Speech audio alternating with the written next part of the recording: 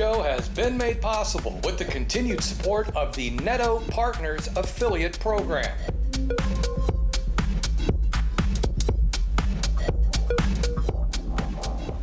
Well, here we are. You know, I'm just out randomly roaming the woods, looking for the camera to come film this. You know, every week, I start to plan this show by pulling down headlines, and I have the purest degree of optimism that it's going to be something really nice. And then every week, that positive attitude that is attempting to well up inside me lasts only as long as it takes to read those stories. This week is no exception. Our industry seems to be pressed on all sides by regulators, politicians, trade groups, and every anti-gambling wackadoodle with an axe to grind. And if you think there's nothing else they could possibly do at this point, try this. The UK Committee for Advertising Practices, CAP, wants even stricter rules for gambling adverts, which reinforce some of the issues we've mentioned on recent shows, such as how ads appeal to those under 18 and when those ads can be shown. But also banning the use of celebrities and sports figures that appeal to children, which, in all honesty, could be just about any celebrity or sports star on the face of the planet. And if that does not give them a blank check to ban and or pull down any advert that they want at their sole interpretable discretion, try this. The new rules would also prohibit the use of humor or even a lighthearted attitude in these spots, as that might downplay the risks of gambling. And also, you know, a kid may accidentally laugh or something. Now, these are just some of the new proposed rules, but I don't doubt for a moment that they will be adopted.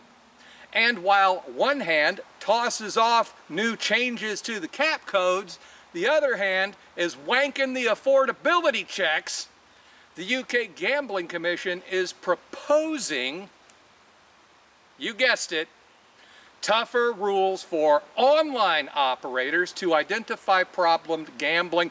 And if I'm honest, I just cannot imagine what those rules would involve. I mean, what is the next level they could take it to? The only thing that comes to mind would be some form of a large probe and a generous amount of good lubricant.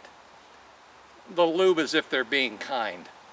And if that's not a disturbing image, try this. The UKGC wants feedback and input on the proposed changes from consumers. And remember, friends, consumer is not synonymous with a player. It's any swinging schlong out there with a bitch or a complaint about our industry. So that's a stroke of genius. You know, I was thinking, and I know that's dangerous, but sometimes I do that.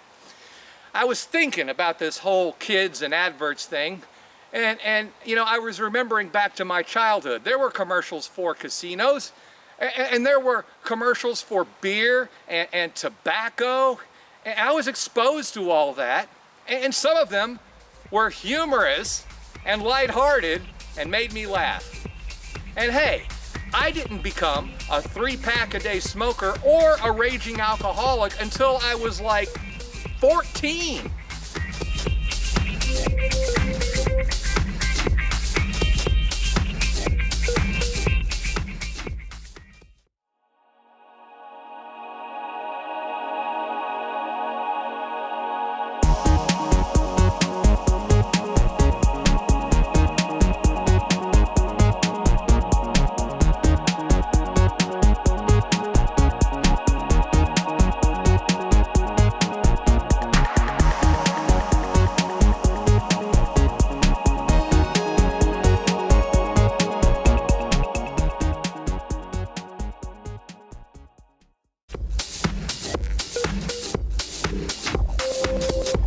Hey, welcome back.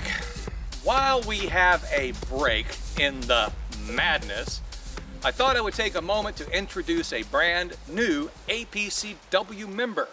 It's the Gym Partners. What a great freaking name. They have 7 brands and serve a global market with no negative carryover, no time limit on earnings, and up to 30% in commissions. You can check out their review page at apcw.org or visit them directly at gympartners.com. Okay, so we closed the first half of the show talking about how the UK Gambling Commission was asking for input on proposed rule changes, including input from the general public, amongst others. Now we continue on that path to find the Commission is also crying out for help, so to speak, from the British financial sector. As part of their money and mental health program, the Commission is asking bankers to help reduce gambling harm. Because, after all, if there's anyone that can help with money and mental health, it's a banker. I mean, they always seem to be in good mental health, perhaps because they're the ones with all the money. And not to be excluded from this British love festival, Gamble Aware is also seeking help, so to speak, by asking for partners who have real life experience with gambling problems. In other words, they want to talk to the addicts, current, past, anyone with an issue. That's also interesting. And to be honest, I'm a bit conflicted here. On the one hand, Gamble Aware and the Commission asking for help could be proactive efforts to protect themselves politically. On the other hand, it may also be a changing attitude that to facilitate real change, it will in fact take a village, so to speak. And then on the third hand, frustration could be the root.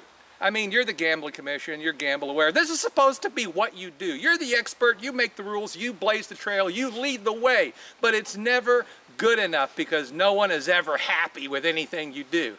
So perhaps it's just them throwing up their hands and saying, screw it, tell us what you want us to do.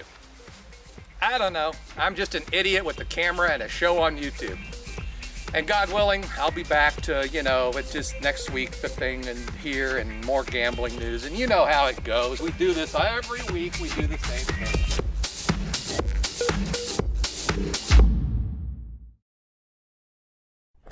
The UK Gambling Commission was asking for input on proposed rule changes from the general public, amongst others.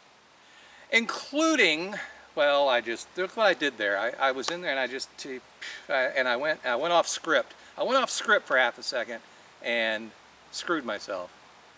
So I'm gonna have to do that again.